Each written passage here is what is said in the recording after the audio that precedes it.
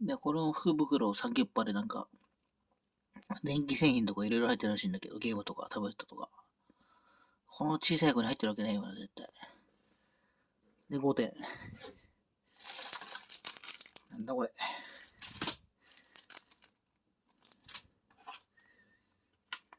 マジで意味わかんないのしか入ってねえ、これ。靴下とか。こ